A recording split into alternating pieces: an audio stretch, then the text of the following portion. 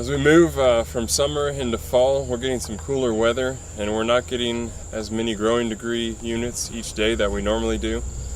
So we're looking at potential for an extended growing season. We've heard in some areas of the eastern corn belt that there are as many as 150 or 200 growing degree units behind, and that's going to extend the growing season on our crops. That's going to make the grain fill season longer, so we'll end up with deeper kernels on our hybrids. We'll also have some wetter corn later in the year.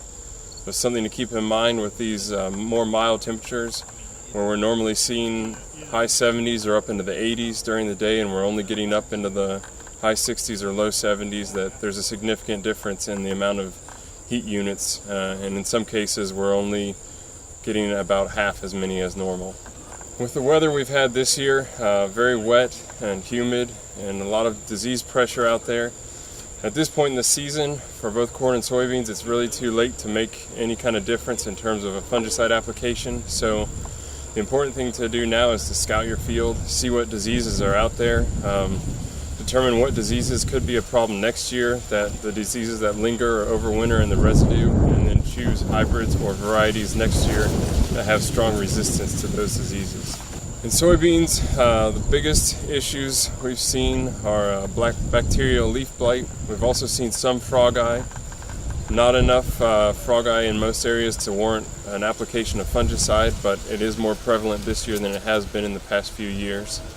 And as always, we're seeing some brown spot as well. When you look at frogeye leaf spot, in some areas we've seen a lot more pressure this year than the past few years. One thing to keep in mind is that crop rotation will help.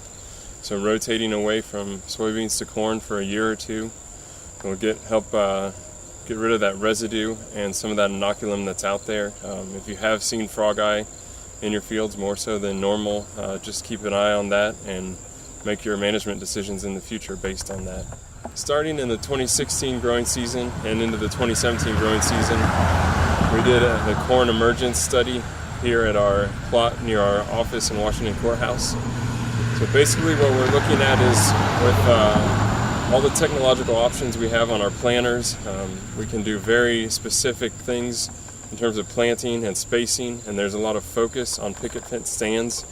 We also wanted to bring the importance of uniform emergence. So we planted several hybrids at varying planting depths, and then as the seedlings sprouted, we would mark what day they came out of the ground and whether it was in the morning or the evening of that day.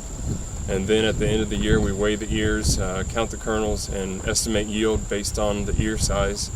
And from that, we can get an idea of how plants are affected, whether they emerge 12 hours later, 24 hours later, or in some cases we've seen plants emerge as much as a week later and not really even put on a harvestable ear. So all in all, we're looking at, in addition to the focus on spacing, we need to be paying attention to our emergence and make sure all of our plants are coming out of the ground at the same time. For corn planting depth, we'd recommend at least 1.5 inches. We really see a lot of value in going that 1.5 to 2 inches. Anytime you go shallower than 1.5 inches, you're going to run into problems, whether it be with root system development or standability issues.